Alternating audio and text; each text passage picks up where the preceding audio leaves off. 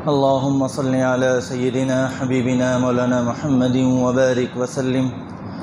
اللهم صل على سيدنا حبيبنا مولانا محمد وبارك وسلم. اللهم صل على سيدنا حبيبنا مولانا محمد وبارك وسلم. نحمده ونصلي على رسوله الكريم، أما بعد، فأعوذ بالله من الشيطان الرجيم. بسم الله الرحمن الرحيم. يا أيها الذين آمنوا كتب عليكم الصيام كما كتب على الذين من قبلكم لعلكم تتقون.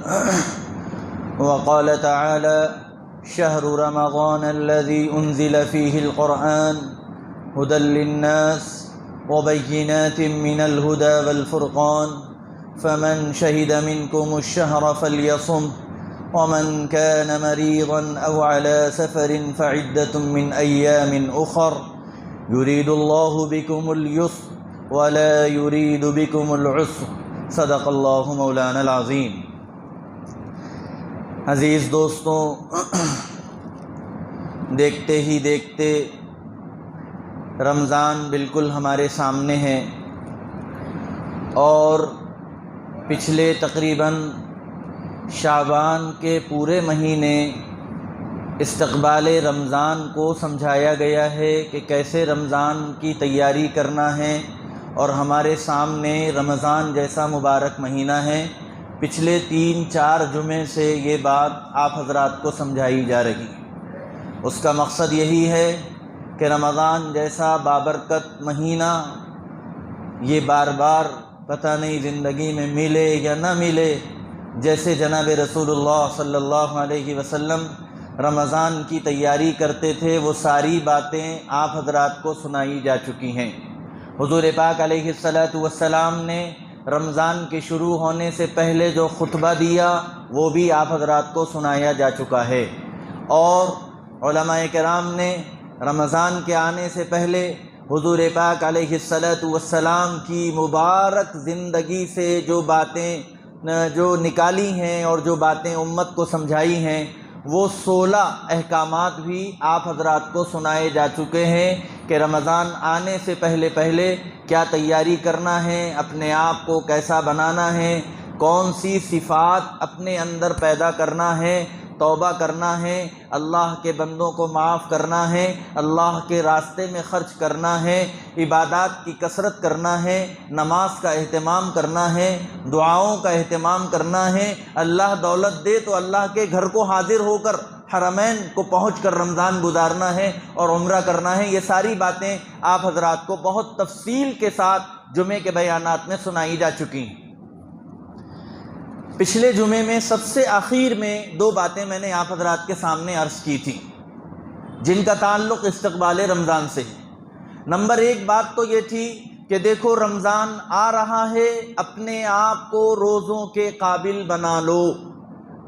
اس کے لیے بہت سی باتیں اور بہت سے مشورے جو بزرگوں نے اپنی کتابوں میں لکھے ہیں وہ سب آپ حضرات کو بتا دیے گئے ہیں، سنا دیے گئے ہیں. علماء کرام نے کتابوں میں جن باتوں کو بیان کیا ہے وہ سب سنایا جا چکا ہے استقبال رمضان کے بارے میں. آپ حضرات کو 2 باتیں میں آج عرض کروں گا.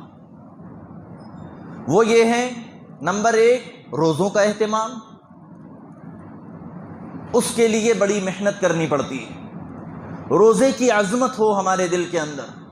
اور روزہ بھی پچھلے جمعے میں نے یہ بات سمجھائی تھی کہ کچھ لوگ دکان سے تھکے ہوئے رات میں آتے ہیں اور آ کر رات ہی کو سحری کر کے بس اب یہ کہ بھئی صبح میں تو روزہ رکھنا ہی ہے، 12 بجے روٹی کھائے سو گئے، 2 بجے روٹی کھائے سو گئے، 3 بجے روٹی کھائے سو گئے اور سحر کی نیت کر لیا. یہ سنت کے خلاف ہے.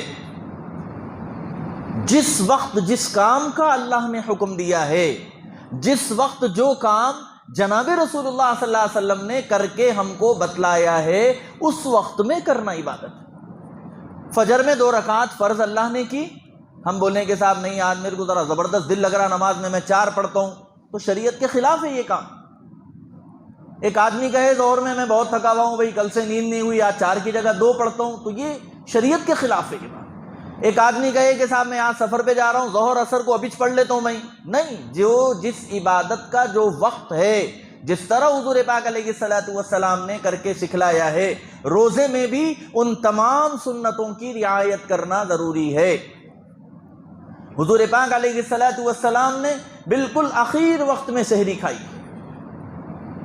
تو سحری کا اہتمام کرنا چاہیے۔ سحری میں برکت رکھی ہے اللہ رب العزت نے، سحری کا ثواب ہے، سحری میں برکت ہے، سحری کے کھانے سے انسان کے جسم کو ایسی قوت ملتی ہے کہ روزہ رکھنے پر اس کو کمال آ جاتا ہے، روزہ رکھنے کی ہمت آ جاتی ہے۔ یہ ساری حکمتیں اللہ رب العزت نے حضور پاک علیہ الصلوۃ والسلام کے ان طریقوں کے اندر رکھی ہیں۔ اس بات کا بھی اہتمام ہونا چاہیے کہ جب اپنی مرضی آئی، جب سحری کر لیے اور جو ہے رات میں ہی کر لیے، رات میں کھا کے سو گئے، بس ختم، میں رات میں کھا لیا تھا، ہو گئی سحر، ایسی غفلت نہیں، سحری کا اہتمام ہونا چاہیے۔ اور سحری یہ اتنا مبارک وقت ہے، سحری کا تہجد کا وقت ہے۔ سال بھر تو گزر گیا غفلت سے، سال بھر ہم سوتے رہے اور ایسی گہری نیند میں رہے کہ تہجد کی نماز میں غفلت ہم سے ہوتی رہی اور اللہ کے سامنے ہم اٹھ کر روئے نہیں، گڑ گڑائے نہیں۔ یہ سحری کے بہانے اور تھوڑا سا آدھا گھنٹہ پہلے اٹھ جاؤ، مصلی بچھا لو، گھر میں اتنے روٹی سالن تیار ہو، سحری کا کھانا تیار ہو، خواتین وہ کام کرتی رہتی ہے، آپ مصلی پر آ جاؤ، اللہ کے سامنے رو لو، گڑ گڑا لو، مانگ لو۔ رمضان میں اللہ رب العزت دعائیں قبول کرتے ہیں، اللہ سے منوا لو۔ اپنے مسائل ہیں، خاندان کے مسائل ہیں، دوستوں کے مسائل ہیں، سب کے لیے مانگو، اللہ سے سب کے لیے مانگو، پوری امت کے لیے مانگو، فلسطین کے لیے مانگو، شام کے لیے مانگو، ہمارے اپنے خود ملک کے لیے مانگ لو۔ کیسے حالات اور کیسا ظلم کا سلسلہ پوری دنیا میں مسلمانوں پر ہے، ہماری حالات پر کیا نظر نہیں ہے؟ کیا ہم اپنے واٹس ایپوں میں اور فیس بک میں اور جو ہے چینلوں کے اندر حالات نہیں دیکھ رہے؟ روزانہ کہیں نہ کہیں مسلمانوں پر ظلم ہے۔ ہم کچھ نہیں کر سکتے، کم سے کم رمضان میں تہجد کا اہتمام کر کے ہم اپنے اللہ سے رو سکتے ہیں اور اللہ کے سامنے اپنی شکایت رکھ سکتے ہیں۔ اللہ، ہم کمزور ہیں اور ظالم ہم پر ظلم کا ارادہ رکھتا ہے، پیارے اللہ اس ظالم کو ہدایت دے۔ دعا تو کریں ہم۔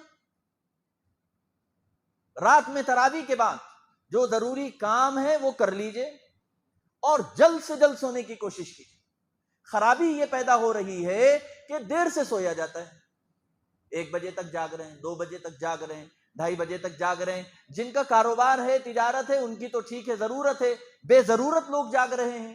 جن کو کوئی کام نہیں ہے وہ رات بھر جاگ رہے ہیں اور بیجا کاموں میں، لغو کاموں میں لگے ہوئے ہیں، جس کا نہ دنیا سے کوئی فائدہ ہے نہ آخرت سے کوئی فائدہ ہے۔ ایسے بیکار کاموں میں ہم لگے ہوئے ہیں، جا کے 2 بجے 2:30 بجے سوتے ہیں، تو پھر اب نہ تہجد ملتی ہے، نہ سحری کا مزہ آتا ہے، نہ طبیعت میں بحالی رہتی ہے، نہ روزے کا مزہ آتا ہے، دن بھر بھی آنکھیں جلتی رہتی ہیں، غفلت کے ساتھ دن نکل جاتا ہے۔ نتیجہ یہ ہوتا ہے کہ ہم رمضان کی برکتیں لوٹنے سے محروم رہ جاتے ہیں۔ ہمیں اگر رمضان کی برکتیں چاہیے اور اگر ہم صحیح روزہ رکھنا چاہتے ہیں اور صحیح ہم اپنی نمازیں ادا کرنا چاہتے ہیں، صحیح سے تراویح پڑھنا چاہتے ہیں، اس کے لیے ضروری ہے کہ ہم اپنا نظام بنائیں، اپنے اوقات بنائیں۔ بزرگوں کا رمضان ایک کتاب ہے، ایسے واقعات اس میں حضرت نے جمع کیے ہیں کہ بزرگوں کے بارے میں لکھا ہے کہ رمضان میں خط بھی نہیں پڑھتے، کسی کا خط آیا تو بھی نہیں پڑھتے، پورے رمضان بس قرآن، اللہ، رمضان، روزہ، بس یہی ہوتا۔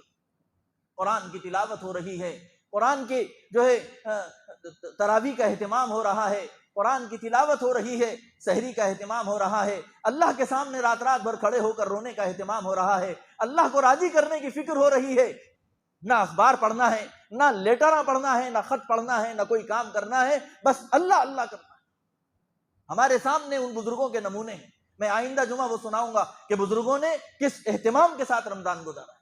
آج اس وقت میں جو 2 باتیں عرض کرنا چاہتا ہوں وہ یہ ہے کہ رمضان آ رہا ہے، اس کا اہتمام کریں، مسجد میں زیادہ سے زیادہ وقت گزرے، ادب کے ساتھ مسجد میں آئے،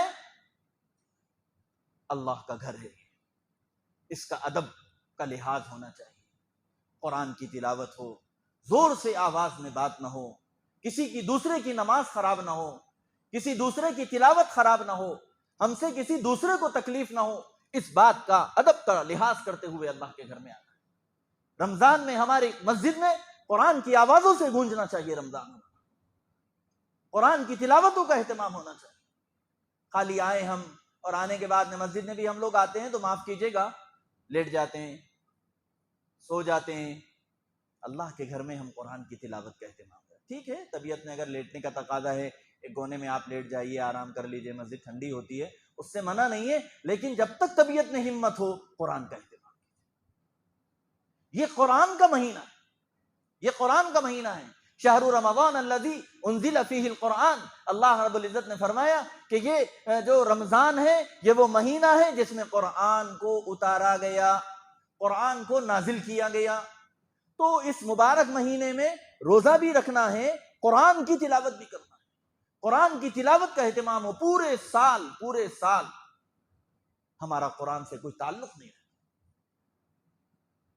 قرآن کہاں رکھا ہوا رہتا ہے وہ بھی بھول جاتے ہیں ہم لوگ، گھر میں کہاں رکھا ہوا ہے قرآن، قرآن پہ دھول چڑھ رہی ہے، قرآن کے جزدان پہ دھول چڑھ رہی ہے، قرآن ایسی جگہ رکھا ہوا ہے جدھر پیراں کر کے سو رہے، قرآن کمرے میں رکھا ہوا ہے، موبائل میں میوزک چل رہی، قرآن کمرے میں رکھا ہوا ہے، ہمارا بیٹا جو ہے غلط مناظر جو ہے فون کے اندر دیکھ رہا ہے۔ یہ سب بڑی بے ادبی کی بات ہے، یہ بہت بے ادبی۔ اللہ بے ادبی کو برداشت نہیں کرتے، قرآن کی توہین اللہ کو برداشت نہیں، قرآن کی توہین اللہ کو، اللہ کے گھر کی بھی توہین برداشت نہیں ہے، اللہ کو اپنے کلام کی بھی توہین برداشت نہیں۔ میں معافی کے ساتھ ایک بات اور کہنا چاہتا ہوں، کچھ لوگ مسجد میں قرآن اڑاتے ایسا لے کے چلتے، ایسا نہیں، بے ادبی۔ قرآن کو سینے سے لگانا چاہیے، قرآن کو ادب سے اٹھانا چاہیے۔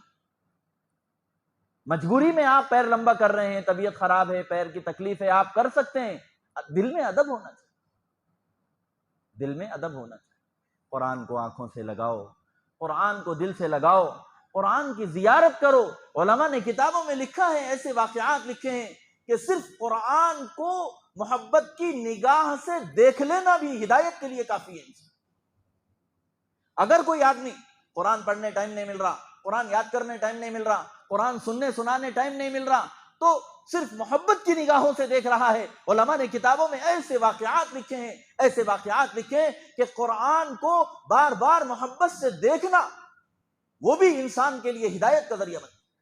ایک کتابوں کے اندر واقعہ حضرت پیر صاحب نے لکھا کہ ایک مسلمان لڑکا، اچھی بڑی نوکری کرنے والا، وہ ایک عیسائی لڑکی سے اس کا تعلق ہو گیا، اس کو محبت ہو گئی۔ اس نے اس لڑکی سے کہا کہ دیکھو میں تم سے شادی کرنا چاہتا ہوں۔ اس نے کہا ٹھیک ہے، میرے ماں باپ سے ملاقات کر لو۔ پہلے تو اس نے کہا بھئی کیسے شادی ہو سکتی ہے، تم مسلمان ہو، میں عیسائی ہوں، نہیں کچھ بھی ہو، جان دو بھئی میں تمہارے بابا سے ملتا ہوں، والدہ سے ملتا ہوں۔ اس نے ماں باپ سے ملنے کی ضد کی تو لڑکی نے اپنے ماں باپ سے ملا دیا۔ وہ ماں باپ سے ملنے کے لیے گیا تو عیسائی لڑکی کے ماں باپ نے یہ کہا دیکھو بھئی تم مسلمان ہو، تم سے تو ہماری بیٹی کی شادی ہو نہیں سکتی، نہیں مجھے کرنا ہے، آپ کے بچے سے شادی کرنا ہے۔ انہوں نے کہا ٹھیک ہے تم عیسائی ہو جاؤ۔ اس نے کہا ٹھیک ہے میں عیسائی ہو جاتا ہوں۔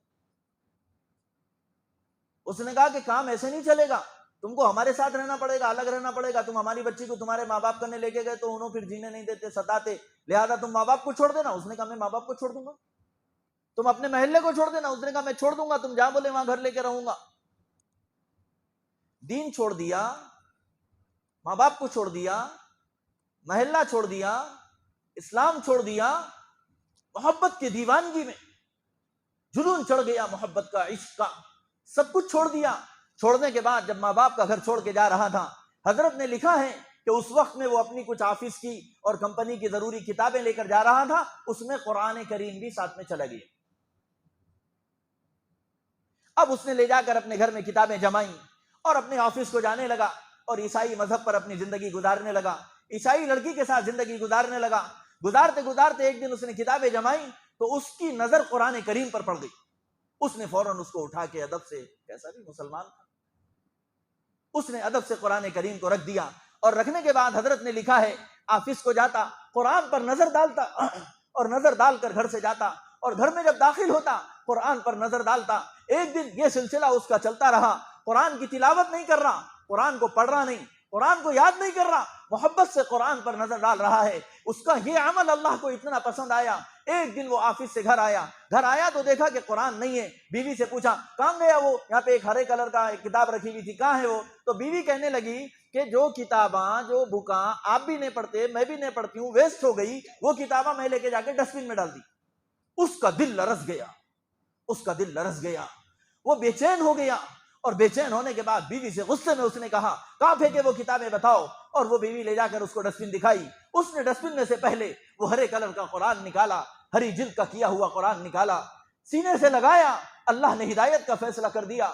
قرآن لے کر بیوی نے دیکھا کہ یہ کیا منظر ہے، یہ قرآن کو اٹھا رہا ہے اور رو رہا ہے۔ بیوی نے پوچھا کیا بات ہے، یہ ایسی کون سی کتاب ہے؟ وہ کہنے لگا دیکھو یہ میرا قرآن ہے، یہ کہنا تھا عیسائی لڑکی کو غصہ آ گیا۔ اس نے اپنے ماں باپ کو بلا لیا کہ یہ تو اپنے دین پر باقی ہے، یہ قرآن سے محبت کر رہا ہے، لہذا مجھے اس کے ساتھ نہیں رہنا ہے۔ اور اس لڑکے نے کیا کیا؟ ڈسٹ بن میں سے قرآن نکالا اور نکال کر سینے سے لگایا، اللہ سے توبہ کی اور مسجد گیا اور جا کر اللہ کے سامنے رونے لگا، اے اللہ میری جو ماضی کی زندگی گزری ہے، میں جو غلط راستے پر آیا تھا، میں آپ سے معافی مانگتا ہوں، قرآن میرے ہاتھ میں ہے، پیارے اللہ قرآن ہاتھ میں لے کر آپ سے وعدہ کرتا ہوں، میں ایمان لاتا ہوں آپ پر، قرآن پر ایمان لاتا ہوں، جناب رسول اللہ صلی اللہ علیہ وسلم پر ایمان لاتا ہوں۔ قرآن پر محبت کی نگاہ ڈالنا بھی اس کے لیے ہدایت کا ذریعہ بن گیا۔ یہ ہے قرآن کا کمال، یہ ہے قرآن کی تاثیر، یہ ہے قرآن کی تاثیر۔ قرآن جب آدمی پڑھتا ہے اور قرآن کی تلاوت کرتا ہے، اللہ کے نبی علیہ الصلوۃ والسلام نے فرمایا کہ گویا وہ اپنے رب سے باتیں کر رہا ہے۔ حضور پاک علیہ الصلوۃ والسلام نے آگے فرمایا بندہ کہتا ہے الحمدللہ رب العالمین، اللہ کی طرف سے جواب آتا ہے حمیدنی عبدی، میرے بندے نے میری تعریف کی۔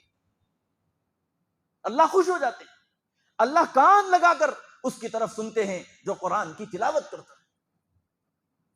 اس کیفیت کے ساتھ قرآن ہمیں پڑھنا ہے، اس کیفیت کے ساتھ قرآن کی تلاوت کا ہمیں اہتمام کرنا ہے کہ یہ قرآن یہ کوئی معمولی کتاب نہیں ہے، یہ قرآن یہ رحمت کا دریا ہے، یہ رحمت کا دریا ہے، یہ رحمت کا سمندر ہے۔ جس طرح سمندر کا پانی اپنے لیے راستہ بنا لیتا ہے، ایسے ہی قرآن ہدایت کے لیے راستے بنا کر دیتا ہے ہمارے لیے۔ قرآن پڑھنے والا کبھی بہک نہیں سکتا، قرآن سے تعلق رکھنے والے کا ایمان کوئی دل سے نہیں نکال سکتا۔ اس کا ایمان محفوظ ہے جس کے پاس قرآن محفوظ ہے، اس کا ایمان محفوظ ہے جس کا تعلق قرآن سے ہے۔ ہزاروں مثالیں دنیا میں ایسی ہیں کہ جو لوگ مرتد ہو رہے ہیں، دین چھوڑ رہے ہیں، قادیانی بن رہے ہیں، عیسائی بن رہے ہیں، ان کی بنیادی وجہ ہمارے اکابر ہمارے علماء یہ بیان کر رہے ہیں کہ ان کا قرآن سے تعلق ہے۔ تو قرآن ہماری ہدایت کا ذریعہ ہے، قرآن ہماری حفاظت کا ذریعہ ہے، قرآن ہمارے ایمان کو بچانے کا بہترین ذریعہ ہے۔ قرآن سے ہمارا تعلق رہے گا، انشاءاللہ ہم ہدایت کی موت مریں گے، ایمان کی موت۔ کوئی دنیا کی گمراہ طاقتیں ہم کو گمراہ نہیں کر سکتی اور ہم کو اپنا نہیں بنا سکتی۔ ایسے ہزاروں واقعات ہیں قرآن کے کہ جن کا قرآن سے تعلق ہوا، اللہ پاک نے ان کی ایسی لاج رکھی۔ میں نے آپ کو جو مثال سنائی ہے وہ قرآن پڑھنے والے کی، قرآن یاد کرنے والے کی، حفظ کرنے والے کی، حافظ کی نہیں سنایا، میں آپ کو وہ مثال سنایا ہوں کہ صرف قرآن پر محبت کی نگاہ ڈالتا تھا، اللہ نے اس کو دوبارہ ایمان سے مالا مال کر دیا، دوبارہ اللہ نے ایمان دے دیا۔ ہزاروں واقعات۔ ہم محبت کے ساتھ قرآن پڑھیں، دل میں قرآن کی بھی محبت ہو، دل میں اللہ کی بھی محبت ہو۔ دیکھو رمضان آ رہا ہے، ابھی ہم یہ کام کر سکتے، پھر رمضان چلا جائے گا، پھر ہم اپنے کاموں میں لگ جائیں گے، غفلت میں لگ جائیں گے۔ اپنے آپ کو بدلنے کے لیے، ہماری تربیت کے لیے، ہمیں گناہوں سے بچانے کے لیے، ہمیں نیک کام پر سیدھے راستے پر لانے کے لیے یہ ٹریننگ کا ایک مہینہ آ رہا ہے۔ ہمیں روزے بھی رکھنا ہے، ہمیں قرآن بھی پڑھنا ہے، ہمیں اللہ کی مرضی کے مطابق زندگی گزار کر اس مہینے کو گزارنا ہے۔ ہمیں اس بات کی فکر کرنا ہے کہ حضور پاک علیہ الصلوۃ والسلام کیسے رمضان گزارتے تھے، میں ویسے رمضان گزارتا ہوں، اپنی طبیعت کا، اپنی صحت کا خیال رکھتے ہوئے۔ صحت کا خیال ضروری ہے، طبیعت خراب ہوگی تو روزہ اتنی بڑی اتنی اہم عبادت ہے کہ پھر روزہ رکھنا مشکل ہو جائے گا۔ اسی لیے کھانے میں اعتدال، نیند میں اعتدال، کھانے کا ٹائم، کھانے کی غذا بھی فکس کر لیجئے، نیند کا ٹائم فکس کر لیجئے۔ کوئی دوسرا کام ہے بھائی کل کریں گے، اب وقت ہو گیا سونا ہے اور پھر تہجد میں اٹھنا ہے، اللہ کے سامنے رونا ہے۔ جیسے ہم اپنی دکان جانے کا ٹائم ہمارے پاس طے ہے اور ہمارے آفس جانے کا ٹائم ہمارے پاس طے ہے، ایسے ہی صبح میں تہجد میں اٹھنے کا الارم ہمارا لگ جانا چاہیے، ہمارا اللہ سے تعلق قائم ہو جانا چاہیے۔ رمضان کے گزرنے سے پہلے پہلے اس بات کا اللہ اعلان کر دے، اے میرے بندے میں تجھ سے راضی ہوں اور میں نے تیری مغفرت کر دی۔ ایک اور واقعہ علماء نے لکھا ہے کہ ایک غیر مسلم لڑکی، مسلمان محلے میں رہتے تھے وہ لوگ، آزو بازو سب مسلمانوں کے گھر تھے، تو پہلے بہت اچھا ماحول تھا ہمارے ملک میں، سب جو ہے بچے دوسرے مذہب کے بچے بھی ہمارے مذہب کے بچے بھی آپس میں کھیلتے کرتے تھے۔ تو پڑوس میں جو غیر مسلم بچی تھی اس کی دوستی ایک مسلمان بچی سے ہو گئی، اس کے ساتھ کھیلنا کودنا، وہ قرآن پڑھنے جاتی، قاعدہ پڑھنے جاتی تو وہ بچی بھی جانے لگی، اور وہاں پہ جب جاتی تو استادی ماں ان کو بھی پڑھاتے ان کو بھی پڑھا دیتے، ان کا قاعدہ ختم ہو گیا، ان کا قرآن شروع ہو گیا۔ وہ غیر مسلم ہے اور قرآن پڑھ رہی ہے اپنی سہیلی کے ساتھ، پڑھتے پڑھتے دیکھتے دیکھتے ان کا قرآن ختم ہوا، ان کا بھی ختم ہو گیا، اور اس بچی کے دل میں استادی ماں کی بتائی ہوئی باتیں بیٹھ گئیں اور قرآن کی محبت اور عظمت بیٹھ گئی۔ اب یہ بچی دل ہی دل میں قرآن سے محبت کرنے لگی، اسلام کو پسند کرنے لگی، لیکن اپنے ماں باپ کے سامنے اظہار نہیں کر سکی کہ مجھے کیا کرنا ہے۔ اسی حالت میں اس کی شادی ہو گئی۔ شادی میں وہ استادی ماں کو بھی بلایا اس نے جنہوں نے قرآن پڑھایا تھا، کیونکہ وہ محلے کی استادی ماں تھی، مسلم بچیاں بھی دوستانیاں سہیلیاں آئیں تو استادی ماں کو بھی بلایا گیا۔ استادی ماں نے کیا کیا، کیونکہ انہوں نے قرآن پڑھایا تھا اس بچی کو، وہ جانتی تھی کہ یہ بچی قرآن پڑھنا جانتی ہے، تو انہوں نے ایک تحفہ لا کر دیا اور گھر والوں سے کہا دیکھو یہ تحفہ یہاں پہ نہیں کھولنا، ان کو سسرال میں جا کے کھولو بولنا۔ انہوں لڑکی والوں نے کہا ٹھیک ہے بھائی، اس میں کیا کرنے کا ہے۔ وہ استادی ماں نے کچھ سامان کے ساتھ قرآن مجید بھی رکھ کر دے دیا تحفے میں۔ اب اس بچی نے اپنی سسرال کے گھر میں جا کر دیکھا، استادی ماں کا تحفہ کھولا تو اندر سے قرآن نکلا، اس نے فوراً سینے سے لگا۔ حالانکہ وہ بچی غیر ہے، مسلمان نہیں ہے، لیکن کیونکہ بچپن سے وہ اس ماحول میں رہی اور اس نے قرآن کا سہیلیوں کو پڑھتے ہوئے دیکھا، خود بھی پڑھتے پڑھتے قرآن کو مکمل کر لیا۔ اب وہ بچی کا کہنا یہ تھا کہ میں روزانہ جب میرے شوہر آفس جاتے تھے میں قرآن کھول کے پڑھ لیتی تھی اور شوہر کے آنے سے پہلے رکھ دیتی۔ ایک دن ایسا ہوا شوہر کی طبیعت خراب ہوئی تو ڈاکٹر کے گئے، ڈاکٹر کے جانے کے بعد ڈاکٹر نے کہا کہ صاحب آپ کا تو معاملہ بہت مشکل ہو گیا، آپ کو تو کینسر ہے جسم میں اور آپ تو مہینہ ڈیڑھ مہینہ بھی جینا مشکل ہے، لاسٹ اسٹیج چل رہا۔ اب یہ بیچارہ اپنی زندگی سے پریشان ہو گیا اور مایوس ہو گیا اور موت بالکل سامنے کھڑی ہوئی نظر آنے لگی، اور گھر آیا اور بیوی کو دیکھ کر رونے لگا کہ میری اتنی اچھی بیوی ہے، اتنی فرما بردار ہے، اتنی خوبصورت ہے، اتنی خدمت کرنے والی ہے، اب میں تو مرنے والا ہوں اور میرا تو کینسر کا آخری اسٹیج چل رہا، میں دنیا سے چلے جاؤں گا تو میرا کیا ہوگا، اور میری بیماری بھی اتنی خطرناک ہو گئی کہ ڈاکٹروں نے علاج سے ہاتھ اٹھا لیا۔ بیوی کے دل میں ایک دم سے خیال آیا کہ ان کو جو ہے قرآن پڑھ کے پھونکنا، کچھ تو بھی جو ہے ان کو قرآن پڑھ کے پانی پڑھ کے دینا۔ اب جو ہے بیوی نے فوراً سورہ فاتحہ وغیرہ پڑھ کے ان پر پھونکا، وہ غصے سے کہنے لگا یہ کیا کر رہی ہو تم؟ اس نے کہا نہیں ایسے ہی منتر ونتر پڑھ رہی ہوں، دعا پڑھ رہی ہوں تم اچھے ہو جاؤ، دعا کر رہی ہوں بھگوان سے کہ تم اچھے ہو جاؤ۔ اور بیوی نے یہ معمول رکھا تو اس کو فائدہ ہونے لگا۔ قرآن میں اللہ نے شفا رکھا ہے، قرآن میں اللہ نے شفا رکھا ہے، اس کو فائدہ ہونے لگا۔ اب جب فائدہ ہونے لگا، طبیعت اچھی ہو گئی، تو اس نے بیوی نے شوہر سے کہا دیکھو میں جو ہے آپ کو وہ مسلمانوں کا قرآن پڑھ کے پانی دے رہی ہوں، میں آپ قرآن پڑھ کے پھونک رہی ہوں، میں آپ کی طبیعت اچھی ہو رہی ہے اس سے۔ انہیں بولا ایسا میں اچھا ہو جاتا ہوں؟ اس نے کہا ہاں آپ اچھے ہو جاتے، میں اگر اچھا ہو گیا تم جو بولے وہ سن تو بول دیا۔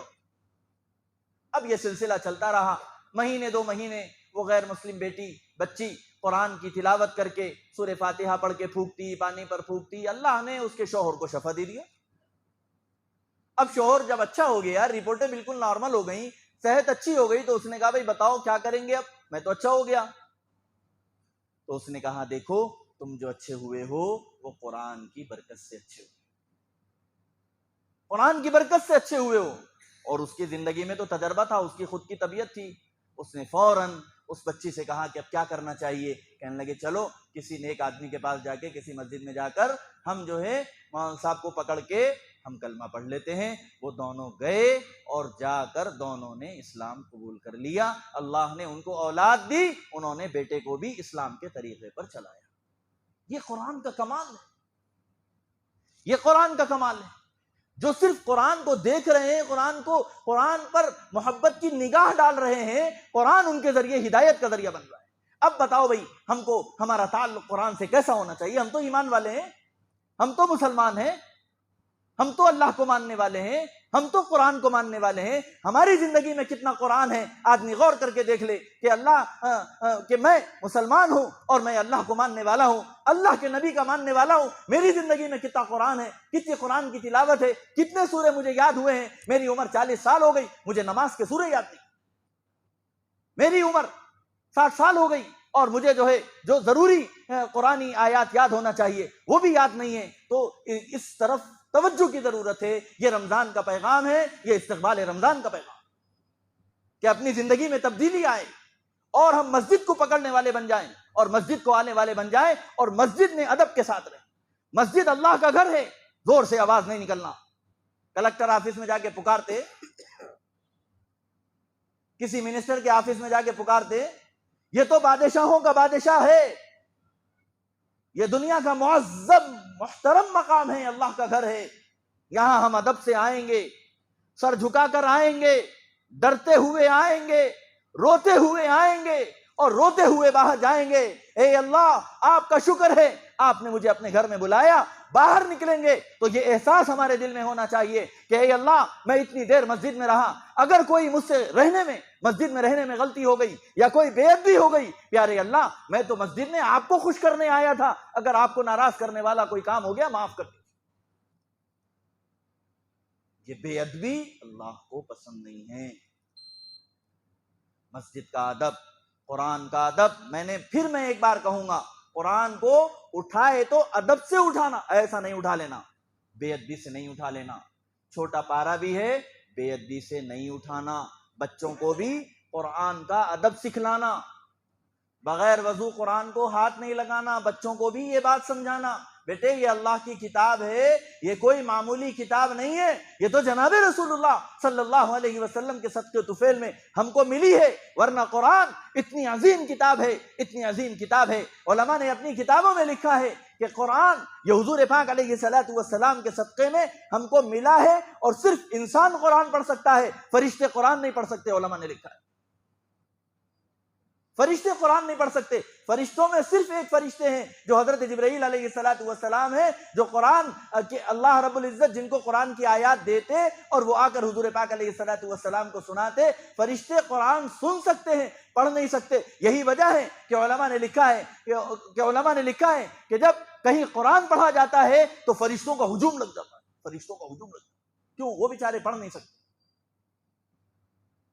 اس وجہ سے دوستوں، یہ عظیم کتاب اور یہ عظیم مہینہ اللہ نے ہمیں دیا ہے، ہمیں اپنے اندر تبدیلی پیدا کرنے کی ضرورت ہے، گناہوں سے معافی مانگنے کی ضرورت ہے، اللہ کو راضی کرنے کی ضرورت ہے، اللہ ہم سے راضی ہو جائے ایسی زندگی، پوری زندگی گزارنے کی ضرورت ہے۔ اس کے لیے ہمارے سامنے ایک مہینہ یہ ٹریننگ کا ٹائم ہے ہماری۔ اگر ہم نے رمضان اچھا گزار دیا، اللہ کو راضی کر کے گزار دیا، نماز کی پابندی کے ساتھ گزار دیا، قرآن کی تلاوت کے ساتھ گزار دیا، اللہ کے گھر کے ادب اور احترام کے ساتھ گزار دیا، اللہ سال بھر ہم کو اپنے گھر میں آنے کی توفیق۔ بے ادب بن کے مسجد میں آئے، بے ادب بن کے قرآن کی توہین کر کے چلے گئے، اللہ محروم کر دیں گے، مسجد میں آنے بھی نہیں دیں گے مسجد کو اللہ۔ اسی لیے ہر طریقے کی محرومی سے اپنے آپ کو بچانا ہے، اللہ کو راضی کرنا ہے۔ اللہ کو راضی کرنے کے لیے ہمارے سامنے رمضان ہے، ہمارے سامنے روزے ہیں، ہمارے سامنے تلاوت قرآن کا ایک موقع ہے۔ یہ دو کام ہم کو کرنے ہیں، یہ رمضان کے اہم کام ہیں۔ اللہ سے دعا کرو، اللہ پاک خوب اہتمام کے ساتھ پورے روزے رکھنے کی ہمیں توفیق عطا فرمائے، بیماریوں سے بچائے، ایسی رکاوٹوں سے بچائے، اور اللہ خوب سے خوب قرآن کی تلاوت کی ہمیں توفیق عطا فرمائے۔ وآخر دعوانا الحمدللہ رب العالمین۔